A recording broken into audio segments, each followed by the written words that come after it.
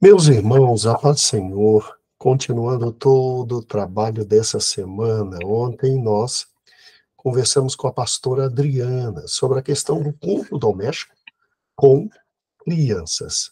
E hoje eu tenho aqui comigo ninguém menos, ninguém mais que a querida Selma, nossa pastora de adolescentes aqui na sede. Selma, que alegria ter você conosco, que felicidade. Se apresenta, Selma, para quem ainda não te conhece, você é quem? Mãe de quem? Filha de quem? Casada com quem? Se apresenta, Selma. Jesus! Meus queridos, a paz do Senhor, é uma bênção poder estar aqui, me sinto honrada, né. Eu venho aí de uma trajetória de fé e estou aprendendo ainda, estamos, assim, sempre procurando compartilhar conhecimentos. Sou esposa do pastor Leike, pastor Waiverley, que tem esse detalhe interessante. É, mãe do Rubens, da Rubiene, do Ruberson, que já está com o Senhor, avó da Vitória, do Henrique, da Isabela, sogra da Fernanda. E essa aí é mais ou menos um resumo da minha história familiar. Crente desde que eu me entendo por gente, ainda preciso ser crente, ainda estou aprendendo. Amém? E o Amém, Senhor. que coisa linda. Vem cá, criar a Rupiene deve ter sido tranquilo, mas criar o Rubão, Deus Estou de criando, misericórdia. tô criando Rubão até hoje.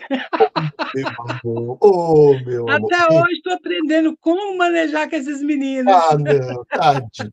Gente, para quem não se lembra quem é o pastor Everlake Lake, ele é o filho do amado e saudoso pastor Jackson. Pastor Jackson, nosso amado e pastor Jackson. E Selma é uma preciosidade que nós temos na igreja. Selma, você tem experiência com o culto doméstico? Fala um pouquinho da sua vida. Você vem de uma casa que tinha culto doméstico ou já aceitou Jesus quando era mais jovem, mais adulta? Como é que é? Eu fui para a igreja, eu tinha 3 anos de idade quando a minha mãe foi. Infelizmente, a minha casa não era toda evangélica, né. Eu tenho um histórico, meu pai, ele era da igreja presbiteriana, lá em Minas Gerais, era superintendente de escola dominical, mas infelizmente, com o passar dos anos, uma outra oportunidade eu conto a história toda, né. Com o passar dos anos, ele se afastou dos caminhos do Senhor, e a família ficou um pouco dividida.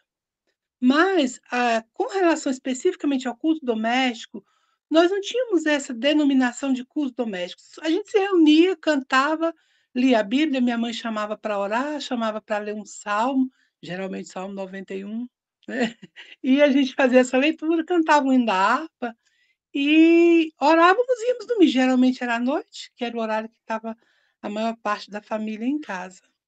No entanto, era uma coisa muito natural, não era algo metodológico, não era algo pré-estabelecido, olha, hoje tem que ter, ou tal hora tem que acontecer, mas os cultos aconteciam. Fato é, as igrejas eram mais distantes, os acessos eram mais difíceis, então durante a semana nós íamos pouco à igreja, e esses dias que não íamos, essas reuniões aconteciam em casa, as famílias grandes, era reunir, cantar, ler a palavra e orar, era basicamente isso. Só que essa prática ela veio se esmaecendo, né, com o passar dos tempos, e passou-se a fazer muito pouco. Houve uma melhoria nos métodos, né, que a gente até estava falando agora há pouco, antes da gravação, a gente se preocupa muito com metodologia e isso às vezes atrapalha um pouco. A espontaneidade, a leveza do culto doméstico, ele não tem que ser uma coisa, tem que caminhar para que seja tão natural quanto: "Gente, vamos comer", tem que ser tão natural quanto isso. "Gente, vamos tomar café?".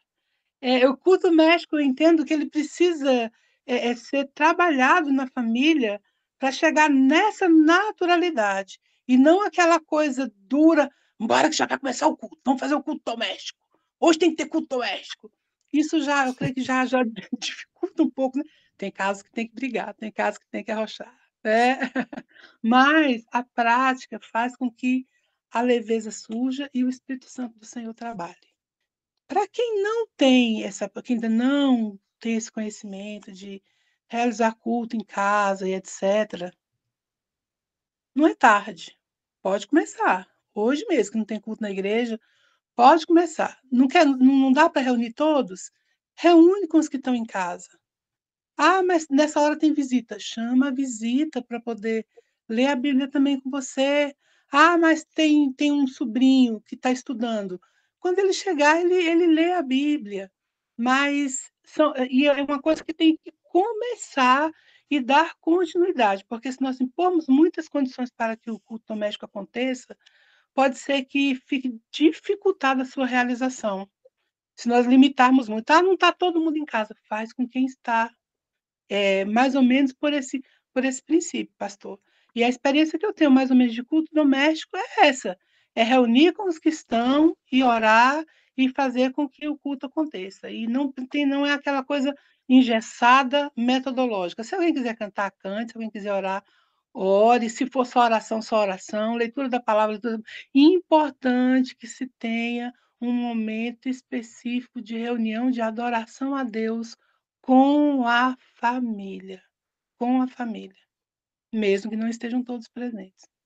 E no teu caso, como começou aos 3 anos de idade, hoje você está com 18, então você tem muita prática.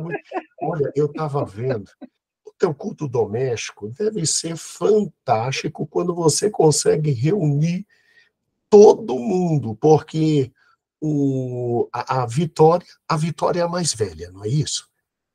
Isso, Isso. isso. A Vitória já tem toda uma consciência e tudo.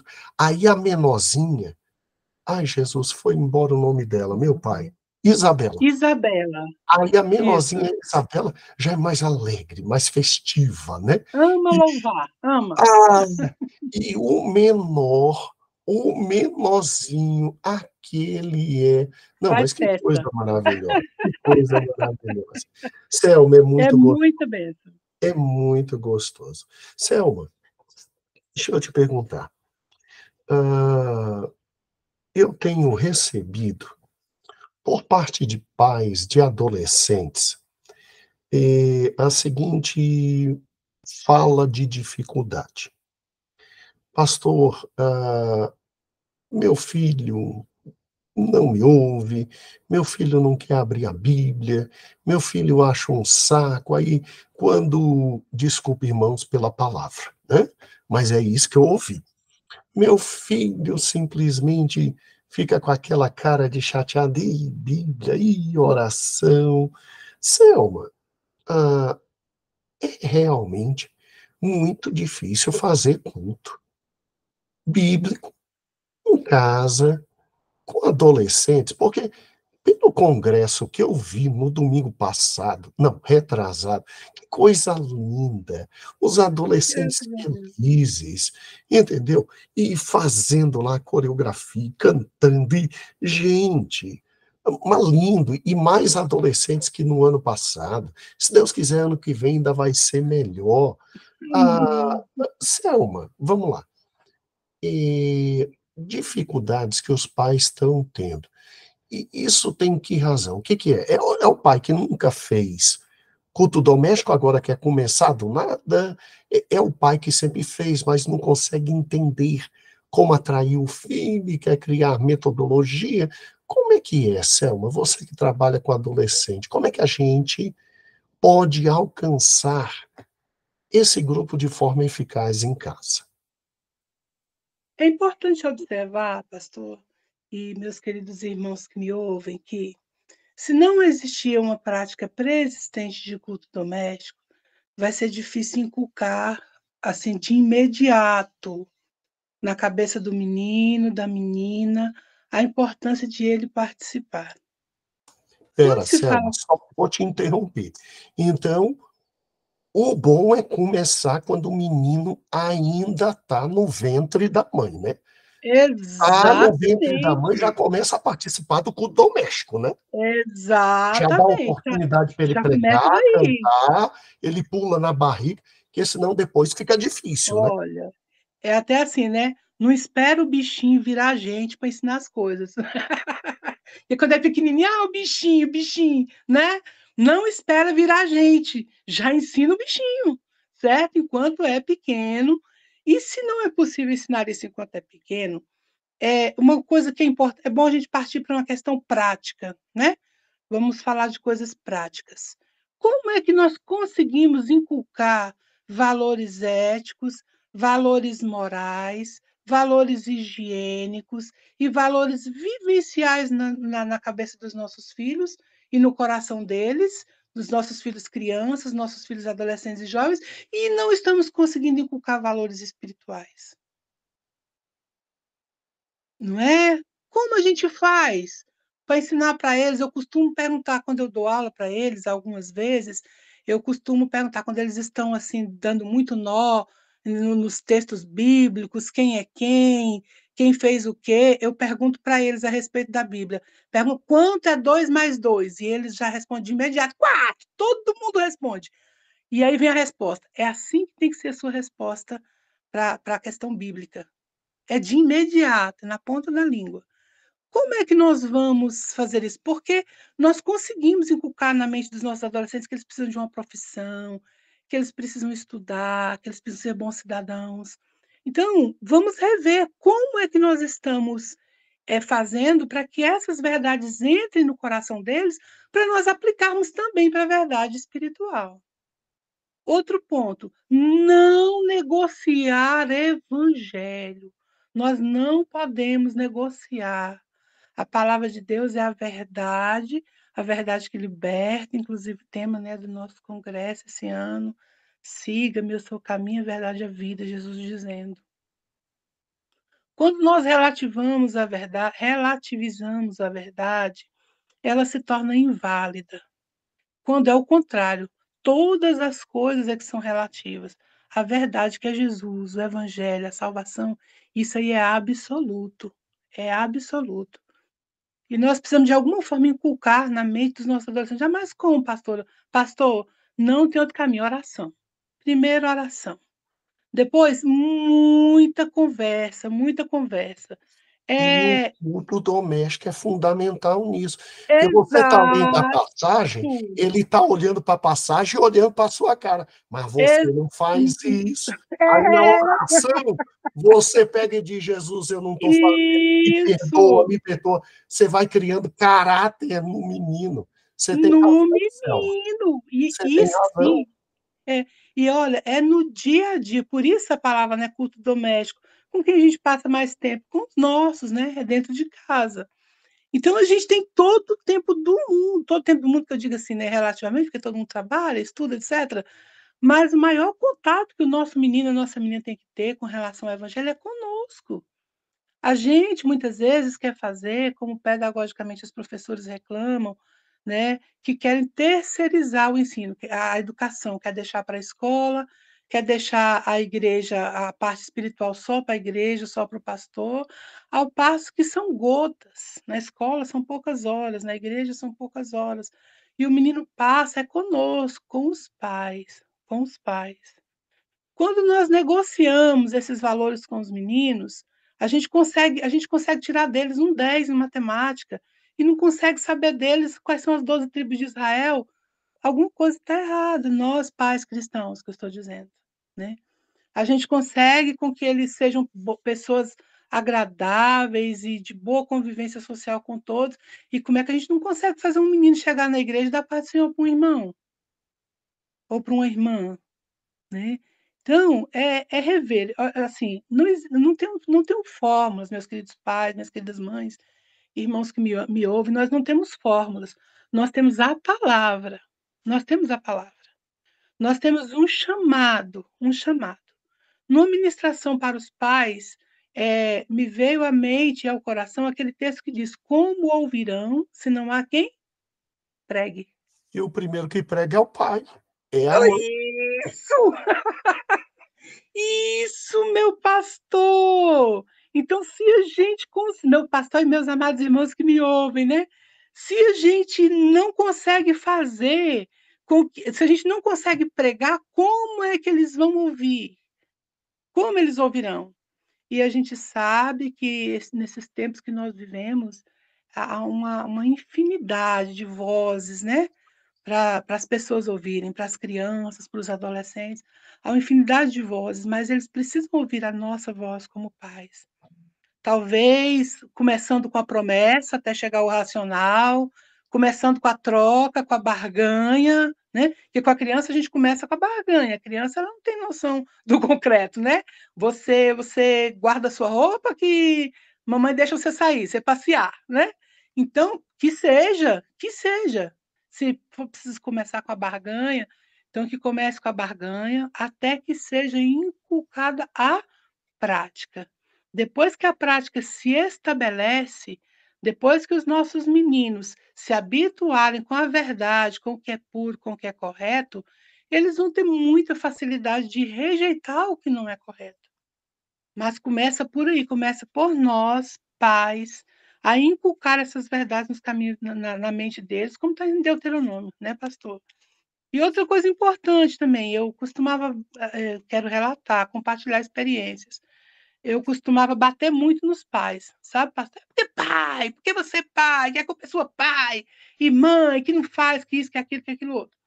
Mas meditando em Eclesiastes capítulo 11, a palavra do Senhor fala pra gente que nós devemos lançar o pão sobre as águas, né, e observar que é depois de um tempo.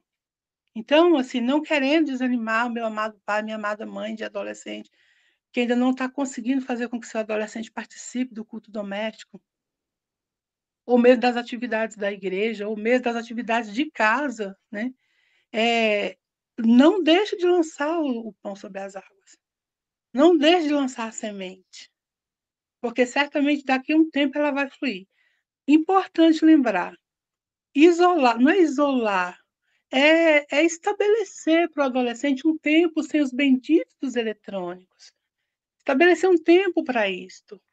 Mesmo no culto doméstico. "Ah, não, mas ele está com o celular só para poder ler a Bíblia, para poder saber o hino, para achar o hino". Já deixa o hino preparado.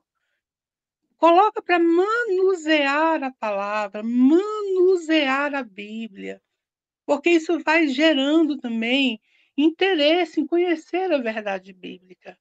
A leitura, eu sei que a imagem ela grita, né, a memorização da imagem é muito grande, mas a leitura ela produz uma internalização do conteúdo que nós estamos observando. E não desistir. O menino não foi hoje uma artimanha muito grande dos adolescentes: "Eu tenho trabalho para fazer". Gente, o culto é meia hora em casa, 1 hora. 40 minutos. Que trabalho é esse que esse menino tem que fazer, que ele não pode, deixar de fazer durante 40 minutos? A menos que já esteja na hora de postar, na hora de entregar, ele ficou enrolando com alguma outra coisa, né, e chegou na hora do culto e na hora de fazer a reunião de oração ele tem que entregar o trabalho. Não sei, mas ele com certeza ele teve um tempo, o professor não pediu para aquele minuto, para aquela hora. Então isso aí é uma artimanha muito usada pelos adolescentes, porque eles sabem que os pais valorizam, nós pais valorizamos o bom rendimento escolar deles. Nós não queremos isso, pastor, seja escola privada, seja escola pública, seja qual for o aluno, nós pais valorizamos as boas notas dos nossos filhos. Então eles usam isso aí como uma forma, sabe aquela frase que fica no balão? "Não quer que eu estude? Não quer que eu tenha boa nota?", sabe aquela do balãozinho, né? Eles E são terríveis, Selma. Eles ficam são. no jogo até o horário do cu no horário do culto é que tem que fazer a atividade. Ah, conta outra, né, conta outra. E E o ó, não tem mais desculpa, porque na minha época e na sua, a gente só tinha a Almeida e era aquela fiel, a revisada e a corrigida, difícil de ler. isso. E aí a gente apanhava uns termos horríveis. Hoje não tem mais desculpa. Hoje você tem Bíblia. para o século XXI tranquilamente. A gente tem a melhor de todas as versões hoje, que é a Almeida atualizada e a NAA, nova Almeida atualizada. Não tem um Essa eu ainda não conheço. adolescente, não tem um adolescente, Selma, que não consiga ler a nova Almeida atualizada. É uma das melhores Bíblias que tem, inclusive, meu amor, pega ali, ó, NAA, para mim. Inclusive, é hoje uma das melhores, isso, Bíblia de estudo, Selma. Vou mostrar aqui, ó. Pastor Elias pediu para mim, Gedeon, qual a melhor Bíblia de estudo para o meu filho? Aqui, ó. É Muito fantástica. bom. Tem grossona, tudo bem. Tem recurso, tem mapa, tem estudo bíblico e tudo. Mas a linguagem dela, tem ela sem ser Bíblia de estudo, tem ela normal. Ótimo. Selma, a linguagem dela é pro guri de 13, 14 anos. Pode colocar lá, meu amor. 13, 14 anos. Não tem mais desculpa. Tem Bíblia decente para eles. Amei. E para a gente também é Para ler, muito, olha aí. né? Céu, Que então, alternativa está tendo, né? então tá bom. Então, o bom é começar desde o ventre. Não conseguiu? Vai começar, vai com calma, vai indo. Mas tem Aonde que se está agora? orar. Ninguém gosta no início. Os costumes bons, eles vão com o tempo. Agora vem cá. Você tocou num ponto fundamental. E nós temos hoje pais que querem terceirizar para o departamento de adolescentes a educação completa dos filhos.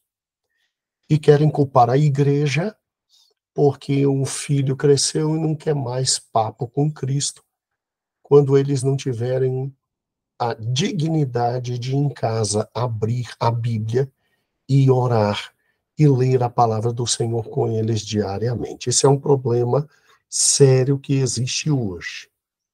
Vamos lá. E, Selma, essa é uma das maiores razões pelas quais adolescentes estão se afastando das igrejas. Aquela história de que, bem, em casa não tem um pai que apoie, nem uma mãe que apoie, é só entregar para a igreja e dizer, cuida, que o problema é seu. É aquela velha história. Eu já ouvi de um pai ele falar assim: botar pão em casa é comigo. Agora, levar meu filho a Cristo é com a igreja. Aí sentei com ele, expliquei a loucura dele. Ele ficou muito chateado comigo. Inclusive, não está mais na igreja. E porque ele costumava só deixar o filho e ir para casa, pegar o filho depois do culto e depois não sabe por que o filho não está mais. Não está mais. A gente tem como problema, além de pais ausentes na vida espiritual do filho, pais que querem terceirizar a fé, a gente tem todo um sistema mundano que é contra Cristo e a igreja. Selma, que a nossa igreja, em matéria de departamento de adolescentes, propicia para ajudar a tentar trazer de volta esses meninos? Como é atualmente o nosso trabalho com adolescentes, que foi tão bonito no Congresso, Selma? Fala do nosso departamento. Olha, assim, eu já estou no departamento já há mais de 10 anos, completando 10 anos ou há mais de 10 anos, né. Foram meus precursores, evangelista Jesuá, evangelista Érica, irmã Sorilene, que ainda está conosco, né. Também, trabalhei junto com Eliene, Elton, com Érica, Ivan, e atualmente nós estamos aí uma equipe, e e a evangelista Elidiane e algumas pessoas de apoio. Irmãos, não é um trabalho fácil, porque não existe trabalho fácil na obra de Deus. Só é fácil se você não quiser fazer nada. Mas se você quiser pregar um prego, uma barra de sabão na igreja, tem suas dificuldades e suas limitações. Graças a Deus, no decorrer deste tempo, foram se acumulando, fomos adquirindo experiências, conversando com uns e com outros. Hoje nós temos uma estrutura de trabalho que ainda não está toda sendo efetivada. Ela está em implantação e em estudos. São 5 bases que nós trabalhamos, já distribuí lá no nosso grupo de adolescentes da igreja. Então, nós trabalhamos nestas bases, precisamos ter planejamento. Muita coisa que nós planejamos num ano, muitas vezes não dá para acontecer, mas nós não engavetamos. A gente avalia o porquê não aconteceu e trabalhamos para que aquilo aconteça o mais breve possível. As bases são oração, integração, evangelismo, leitura da palavra, interação socioevangelística e atividades internas da igreja. Nós procuramos colocar os adolescentes à disposição para todas as atividades da igreja. Se é uma festa de senhoras, adolescentes trabalham junto. Se é mocidade, podem contar com os adolescentes. Se é crianças, da mesma forma, tanto nos bastidores quanto em participações lá na igreja. E também, graças a Deus, a igreja nos dá esse apoio, nos dá também esse respaldo. Os demais departamentos, a festa dos adolescentes só foi possível primeiro pela graça e misericórdia do Senhor e as demais igrejas, né? Aliás, os demais irmãos e a igreja em geral. E nós estamos agora com um projeto ambicioso, né? Assim, riam, podem rir, né? As irmãs têm um grande coral, tá? Nós vamos fazer um médio coral, né? De adolescentes. Vai Esse, ser bonito, vai ser bonito. amém. Esse ano nós contamos assim com a colaboração efetiva dos irmãos da Igreja de Formosa, pastor Arnaud e pastora Josilene, também com o pastor Daniel e pastora Luciana de Ceilândia, né? E um apoio também da Igreja do Céu Azul, pastora Socorro, na direção do Pedro, filho da irmã da pastora Socorro. Então, nós já conseguimos assim 3, né, congregações. Grandes dificuldades. Nas igrejas não se formam, nós não temos essa cultura de formar grupo de adolescentes. Nós não temos essa realidade. E, às vezes, nas igrejas tem 3, 4 adolescentes, se forma um grupo de jovens ao invés de adolescentes. Para a nossa igreja, adolescente é de 12 até os 16 anos. A partir dos 16 vai para a mocidade. Então, tem muitos locais onde tem 5, 6 adolescentes de 12, 14, 15 anos, aí se forma um grupo de jovens. Então, eles pulam essa fase, pulam essa etapa. Não é um trabalho muito diferenciado, irmãos, porque a fé não é diferenciada. O chamado não é diferenciado, é para o menino de 0 a 100 ou a 1000, tanto de ano que tiver, né? Mas existe algumas práticas que são bem peculiares dos adolescentes e que nós estamos procurando desenvolver nessas 5 bases que nós falamos. Ensaios, a parte de musicalização, coloca seu adolescente para aprender a tocar um instrumento, isso vai ajudá-lo, se ele for muito tímido, vai ajudar a sociabilizar. Não sei se os irmãos viram no nosso congresso o Mateus, uma bênção o Mateus cantando, tocando, louvando ao Senhor. Mesmo que na igreja tenha o departamento de jovens com adolescentes, mas procure tirar pelo menos um dia no ano para fazer alguma coisa exclusiva com os adolescentes. Um culto de missões adolescentes, uma confraternização, que seja um dia, para que isso comece a ir se enraizando, para nós irmos nos acostumando com a ideia e os nossos adolescentes também. Então, basicamente, esse trabalho que nós estamos desenvolvendo. Quando é que nós nos reunimos com eles? Na escola bíblica dominical, que são as aulas dominicais, nos dias que não tem Santa Ceia, e nos reunimos também nos domingos à noite, no horário da mensagem, 2 domingos por mês, e quando há alguma atividade da igreja, esses domingos eles acontecem com maior frequência para compensar as aulas. Estamos com o programa, o Quadriennário de Adolescentes. O que é o quadriennário? Um conjunto de estudos e selecionado para adolescentes. São 4 unidades. O primeiro ano, como nós já falamos, né, lá no grupo, panorama bíblico. Precisamos colocar esses meninos para conhecer Bíblia. Então, panorama bíblico. Este ano agora, que é a segunda unidade, nós estamos trabalhando faço parte de algo maior que eu. É onde nós falamos sobre Deus, o Espírito Santo, sobre a igreja, sobre as autoridades eclesiásticas. Nós falamos sobre esses assuntos divididos em 3 aulas cada tema, ou cada subtema destes. Já está colocado lá. E continuamos elaborando a nossa revista. Estamos em débito, né, irmãos? A nossa revista, que ela não está toda completa, do primeiro ano, ainda estamos terminando o primeiro ano ainda, e já estamos no meio do segundo. Para tanto, nós contamos assim, com oração. Aqui na igreja, graças a Deus, não é porque está na presença, mas temos o apoio do pastor, apoio da direção da igreja, e isso torna tudo mais fácil, isso facilita muito, muito o trabalho. Aos poucos, nós ganhamos a confiança dos pais, que liberam os filhos.